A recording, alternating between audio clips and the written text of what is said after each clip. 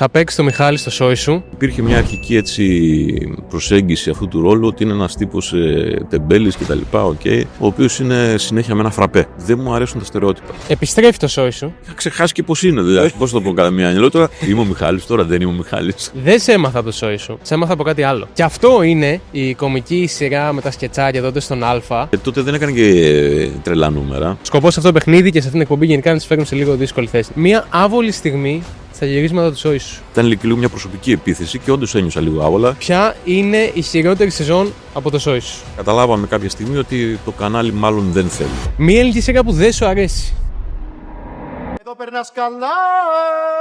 Καλώς ήρθατε σε ένα ακόμα επεισόδιο Chai με Lemo and One. Είμαι ο Χρήστ και αυτήν την εβδομάδα έχουμε μαζί μας τον Γιάννη Δρακόπουλο. Μπορείτε να τον δείτε στην τηλεόραση φέτος ως Μιχάλη στο σόι σου. Καλώς ήρθες, Γιάννη, στην εκπομπή. Καλώς σας βρήκα. Τελειώνεις στο Πολυτεχνείο και αποφασίζεις να πας στη δραματική σχολή. Γιατί? Με το θέατρο άρχισα να ασχολούμαι στο Πολυτεχνείο. Τελείωσα με το Πολυτεχνείο, πήρα το πτυχίο κάποια στιγμή. Είχα δύο επιλογές. Η μία ήταν να πάω να δουλέψω κάπου σαν μηχανικός. Η άλλη επιλογή που μου ανοίχτηκε ήταν να πάω σε μια δραματική σχολή έτσι για να δω τι γίνεται, και ουσιαστικά αυτό συνέβη μετά από μια προτροπή ενός φίλου που ήμασταν μαζί στη θεατρική ομάδα. Πόσο δύσκολο ήταν να πεις στην οικογένειά σου ότι αφήνεις ένα θεωρητικά ασφαλές επάγγελμα του μηχανικού απόφοιτος Πολυτεχνείου για να πας στην υποκριτική? Δεν ήταν πολύ δύσκολο, γιατί κάπου ίσως το είχαν πάρει και χαμπάρι τόσα χρόνια που ασχολούμαι με το θέατρο. Ήταν κάτι που μου άρεσε πάρα πολύ κτλ. Και ήμουν και καλός σε αυτό. Πολλά παιδιά που ήταν στο Πολυτεχνείο είχαν κάποια σχέση με το επάγγελμα, είτε κάποιο θείος, είτε ο πατέρας είχε κάποιο γραφείο ή κάτι κτλ.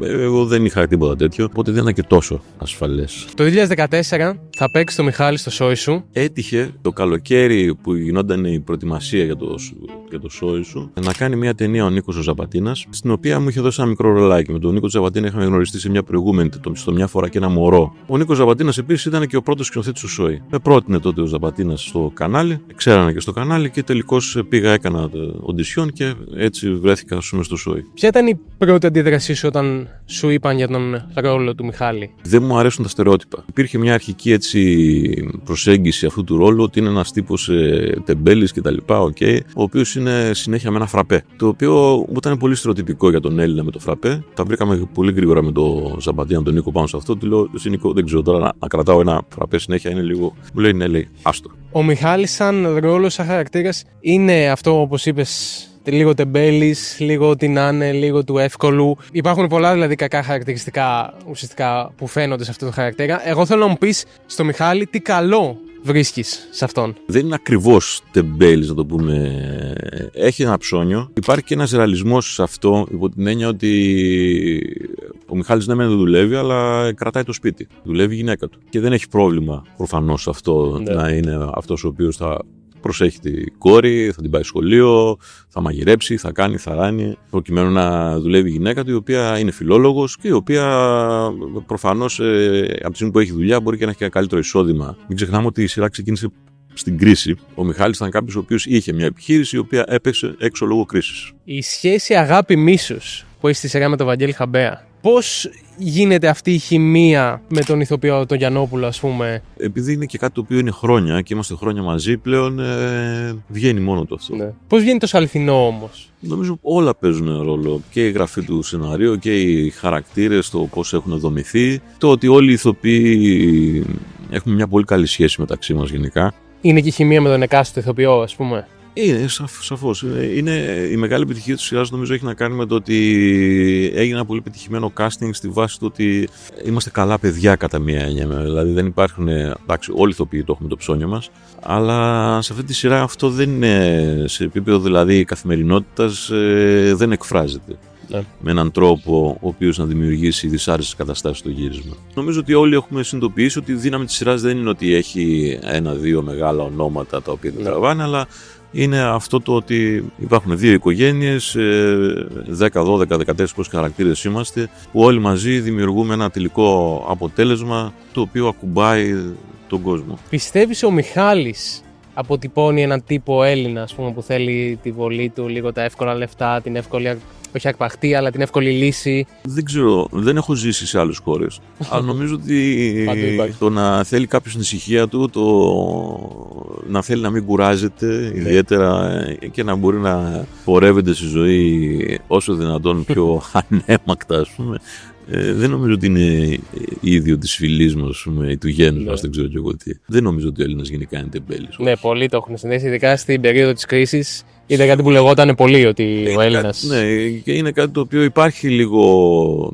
σαν στερεότυπο στη Δυτική, να το πούμε έτσι, και στην Κεντρική Ευρώπη, αλλά νομίζω ότι περισσότερο έχει να κάνει με το ότι έρχονται εδώ πέρα καλοκαίρι, μας βλέπουν που περνάμε με τον ήλιο, με αυτά. Και λογικό είναι να θες να είσαι έξω. Επιστρέφει το σόι σου, μετά από 6 χρόνια απουσίας επέστρεψε. Πότε έμαθες για την επιστροφή και ποια ήταν η αντίδρασή σου? Οι πρώτες κουβέντες ξεκινήσαν, δηλαδή η πρώτη βολιδοσκόπηση για διαθεσιμότητες, για αν υπάρχει ενδιαφέρον, αν κτλ. Ξεκίνησαν το Γενάρη. Το τελικό δόθηκε μέσα στο καλοκαίρι. Ότι ξεπεράστηκαν όλα τα προβλήματα. Σιγά σιγά, κάπου εκεί στο καλοκαίρι, ξέραμε πλέον ότι ναι, πάμε και ότι από Σεπτέμβρη ξεκινάμε γυρίσματα. Εσύ πώς αντέδρασες? Ήταν λίγο μεικτό το συναίσθημα. Απ' τη μία υπήρξε μια θετική από μέρος μου ανταπόκριση ότι θα το ξανακάνουμε. Απ' την άλλη ήταν πάλι αυτό. Υπήρξε δηλαδή, γιατί και, ξέρεις, όταν έχουν περάσει τόσα χρόνια είναι κάτι το οποίο πλέον για μένα ήταν κάτι το οποίο έχει τελειώσει. Τελειώσει μάλλον. Είχε τελειώσει. 6 χρόνια πριν κιόλας. Ναι, τα τελευταία ήταν 5 χρόνια παύση, ναι. Αυτό πόσο δύσκολο να πιάσει το χαρακτήρα πάλι 6 χρόνια μετά? Δεν ξέρω κατά πόσο είναι κάτι διαφορετικό, γιατί δεν το έχω ψάξει, να σου πω την αλήθεια. Αλλά φαντάζομαι ότι είναι μάλλον λίγο κάτι διαφορετικό, ακριβώς επειδή έχουν περάσει 5 χρόνια. Αλλά δεν το δούλεψα ποτέ να κάτσω να πω τι διαφορετικό μπορεί να έχει ο Μιχάλης. Όχι, νομίζω ότι ό,τι διαφορετικό κουβαλάω εγώ, μάλλον το κουβαλάει και αυτός. Αλλά σου λέω, η πρώτη μέρα ήταν κάψιμο, ας πούμε. Και έλεγα, τι κάνω ακριβώς? Το κάνω σωστά? Είμαι ο Μιχάλης τώρα, δεν είμαι ο Μιχάλης? Είχα ξεχάσει και πώς είναι, δηλαδή. Πώς το πω κατά μία έννοια? Τώρα είναι αυτός ο Μιχάλης ή δεν είναι? Τελικά δεν το πολύ. Λέω, μάλλον είναι, ξέρω εγώ. Εντάξει. Θέλω να πιστεύω ότι είναι. Τι να πω. Επιστρέψατε με 40% τηλεθέαση. Το περίμενες αυτό? Περίμενες αυτή την επιτυχία? Γιατί έχουμε κάνει κι άλλες εδώ συνεντεύξεις με μέλη του cast που λέγανε ότι κάποιοι ήταν αισιόδοξοι και λέγανε θα σκίσουμε, θα κάνουμε, και άλλοι λέγανε δεν ξέρω πώς θα το πάρει ο κόσμος. Εσύ είσαι πιο camp ήσουν, ας πούμε? Ήμουν στο δεύτερο camp, δεν το είχα σίγουρο ότι εντάξει δεν υπάρχει περίπτωση θα τσάκαμε με τα σόβρα κατά, τελείωσε η κατάσταση. Okay. Όχι, γιατί ποτέ δεν ξέρεις πώς θα λάβει κάτι ο κόσμος. Δηλαδή είναι πάρα πολλά. Ας πούμε, για παράδειγμα, είχαμε να ανταγωνιστούμε τον ίδιο στον εαυτό. Εντάξει, ναι, ηθοποιοί είμαστε όλοι οι ίδιοι, αλλά είναι άλλη παραγωγή. Πολλά μέλη του κρού είναι τα ίδια, είναι άλλο το team των σεναριογράφων και είναι και άλλος ο κόσμος. Έχουν περάσει 5 χρόνια, μπορεί να είναι οι ίδιοι, αλλά και οι ίδιοι έχουν αλλάξει. Δεν ξέρεις ακριβώς τι μπορεί να περιμένει. Έφτασε η στιγμή να παίξουμε το παιχνίδι που παίζουμε σε κάθε εκπομπή. Έχω μπροστά μου 10 δύσκολες και πιο προσωπικές ερωτήσεις. Σκοπός να απαντήσεις όσο περισσότερες γίνεται. Αν δεν θες να απαντήσεις μια ερώτηση, πρέπει να πιεις λίγο από το τσάι που έχουμε εδώ πέρα. Έχουμε μία βαθμολογία με όλους τους καλεσμένους που έχουν περάσει από εδώ. Από το cast του σόι σου είναι η Μελέτης Ηλίας, Ρένια Λουιζίδου, Βάσο Καράκη, Σόλον Τσούνης, ο Μπουρδούμης. Θα κοντράρεις αυτούς, κατάλαβες? Είναι 10 ερωτήσεις, είναι στα 10, κάθε απάντηση έχει 1 πόντος. Θα σε πάω από τις εύκολες στις δύσκολες ερωτήσεις. Σκοπός σε αυτό το παιχνίδι και σε αυτήν την εκπομπή γενικά να τις φέρνουν σε λίγο δύσκολη θέση. Αγαπημένος ηθοποιός στο σόι σου? Κοίταξε, η αλήθεια είναι ότι εκτός πλατό ιδιαίτερη παρέα δεν κάνουμε. Σε ατομικό τουλάχιστον επίπεδο έχουμε βρεθεί κάποιες φορές σε μαζόξεις κτλ. Θα μπορούσα να πω ότι είναι 2-3 τους οποίους έχουμε και πιο συχνοί. Δηλαδή η Σοφία Πανάγου, που είναι η Όλγα γυναίκα μου, επειδή είμαστε και πολύ σε τις περισσότερες σκηνές, δηλαδή είναι ο άνθρωπος που βλέπω και έχω και πιο πολύ επαφή στο πλατό, και ο Γιώργος ο Γιαννόπουλος με τον οποίο επίσης έχω, και η Ρένια, δεν είναι περισσότερο δηλαδή ας πούμε δεν νιώθω τόσο κοντά με την άλλη οικογένεια γιατί δεν έχουμε τόσο πολύ επαφή στο πλατό. Ναι, δεν έχεις τριβή μαζί τους. Ναι, αλλά όχι ότι δεν τους νιώθω και πάλι δικούς μου. Μία άβολη στιγμή στα γυρίσματα του σόι σου? Υπήρξε μια άβολη στιγμή στην τελευταία σεζόν όπου είχαμε κάνει κάποια επεισόδια που ήταν εξωτερικά τα γυρίσματα. Στην Πεντέλη νομίζω ήμασταν, στο δάσος εκεί, μετά το καζίνο. Okay. Και είχαμε εκεί γυρίσματα για αρκετές μέρες, τα οποία ήταν αρκετά κουραστικά για όλους. Δεν ήταν εύκολες συνθήκες, οπότε υπήρχε και κούραση, και η κούραση φέρνει και νεύρα. Υπήρχε και πίεση χρόνου, γιατί όταν είσαι έξω δεν έχεις την πολυτέλεια κτλ. Ναι. Εγώ μεταξύ, για να σκοτώνω το χρόνο μου τις ατέλειωτες ώρες αναμονής των γυρισμάτων, έχω συνήθως μαζί μου και ένα βιβλίο. Είχα λοιπόν το βιβλιαράκι μου, ήμασταν έξω στο δάσος όπως είμαστε καλή ώρα τώρα εδώ. Υπήρχε δηλαδή γενικότερα μία ένταση κτλ. Δεν θυμάμαι τώρα πώς το όνομά του, γιατί με τα ονόματα έχω γενικά ένα θέμα.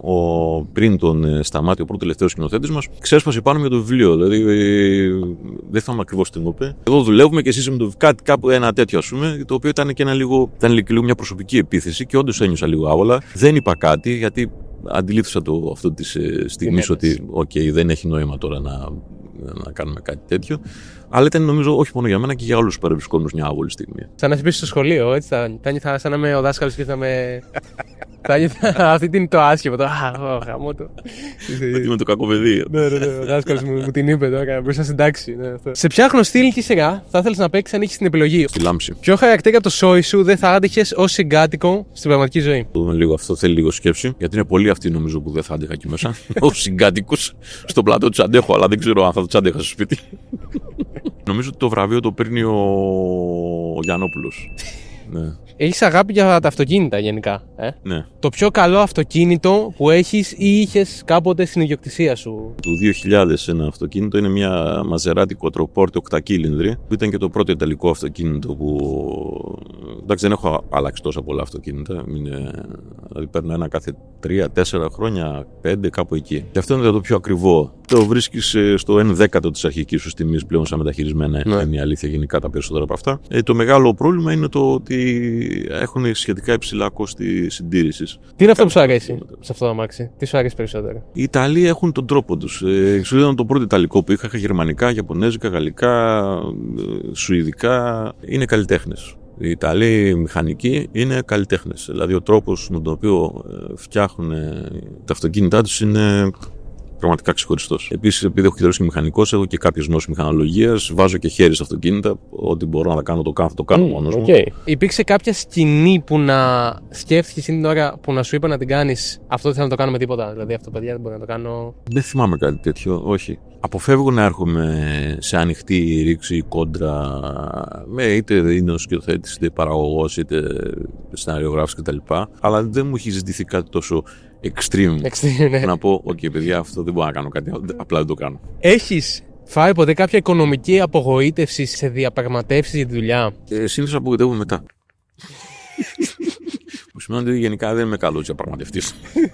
Εντάξει, δεν είναι και η δουλειά σου, βέβαια. Δεν είναι και η δουλειά μου, ναι. Και είναι κάτι στο οποίο το έχω παραπόφαση ότι δεν είμαι πολύ καλός γενικά. Εντάξει, με τον καιρό νομίζω με τα χρόνια ότι έχω βελτιωθεί κάπως. Δεν είναι μόνο θέμα θράσου να πεις θέλω τόσα. Έχει να κάνει και με ένα συνολικό πράγμα. Το πώς πλασάρεις τον εαυτό σου, το πόσο σε παίρνει να είσαι σκληρός σε μια διαπραγμάτευση. Είναι πιο εύκολο αν έχεις ένα backup να πας και να πεις εγώ τόσο, αλλιώς δεν το κάνω αυτό. Δεν κατάφερα ποτέ να βρεθώ σε αυτή τη θέση. Δεν είμαι στο Instagram, δεν πολύ εμφανίζομαι, δεν με ενδιαφέρει το όνομά μου να φανεί δεξιά και αριστερά κτλ. Αυτό σίγουρα είναι ένα δηλαδή το να μπαίνεις σε έναν παραγωγό και ο παραγωγός να ξέρεις ότι έχεις 200.000 followers είναι ένα χαρτί. Δεν το έχω αυτό το χαρτί και δεν με ενδιαφέρει και να το αποκτήσω. Ποια είναι η χειρότερη σεζόν από το σόι σου? Νομίζω η χειρότερη σεζόν ήταν η τελευταία. Το 19.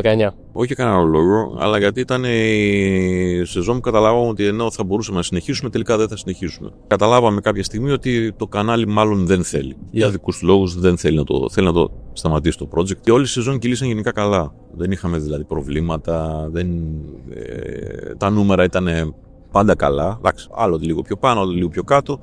Οι σχέσεις ήταν πάντα καλές. Η πιο δύσκολη νομίζω ήταν η τελευταία. Μία ελληνική σειρά που δεν σου αρέσει? Μια σειρά που έκανε μεγάλη επιτυχία στην εποχή της. Υπήρξαν κι άλλες που δεν με αγγίξανε. Γενικότερα δεν πολύ βλέπω τηλεόραση. Αλλά αυτή που μου έκανε εντύπωση με την επιτυχία της και που εγώ δεν. Ήταν το Παραπέντε.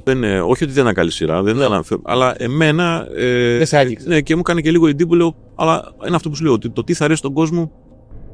Όντως δεν έβλεπες τηλεόραση τότε? Ούτε τώρα βλέπω. Δηλαδή τότε 2005 π.χ. δεν έβλεπες τηλεόραση? Όντως. Τόσο? Ναι, δεν βλέπω καθόλου, όχι τόσο, σχεδόν καθόλου. Ένας ηθοποιός που σε απογοήτευσε πολύ όταν το γνώρισες από κοντά? Προφανώς για να με απογοητεύσει θα πρέπει να είναι κάποιος ηθοποιός ο οποίος να θεωρείται ή να έχει έτσι μια. Και να πεις, τελικά αυτό. Όχι, δεν μου έρχεται κάποιος που να.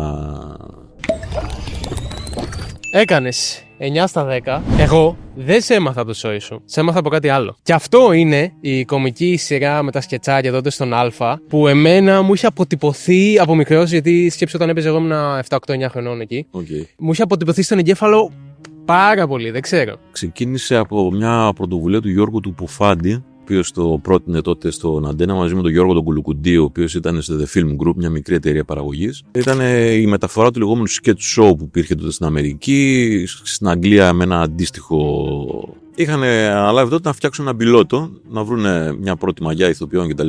Απλά η κοπέλα που είχε αναλάβει να κάνει το casting άρχισε να τηλεφωνήσει σε διάφορους φίλους και γνωστούς. Κάνω casting για μια σειρά. Αν ξέρετε, στείλτε μου ονόματα. Είχαμε ένα κοινό γνωστό, ο οποίος με παίρνει και μου λέει: να σου πω, γίνεται ένα casting για κάτι. Οκ, του λέω ευχαριστώ. Πήγα, με είδανε, τους άρεσα, με πήρανε. Πόσο δύσκολο είναι να μην γελάσεις σε αυτά τα σκετσάκια? Γιατί είναι σκετσάκια που έχουν καταρχάς κωμωδία, αλλά κάποιοι είχαν και λίγο φυσική κωμωδία. Δηλαδή συνέβαιναν πράγματα στους χαρακτήρες. Δεν ξέρω αν είναι σωστή η λέξη πρωτοποριακό, αλλά ήταν κάτι. Είχαν γίνει παλιότερα κι άλλα. Κοντά σε αυτό πράγματα, ο Ζουγανέλης, ο Μπουλάς είχαν κάνει κάτι αντίστοιχο κοντά σε αυτό, αλλά αυτό είναι λίγο διαφορετικό γιατί ήμασταν 10 ηθοποιοί, οι οποίοι εναλλασσόμασταν συνέχεια δεν ήταν 2-3 πρόσωπα που κάνανε κάποια. Ναι, ήταν πολύ όντως. Υπήρξε πάρα πολύ γέλιο.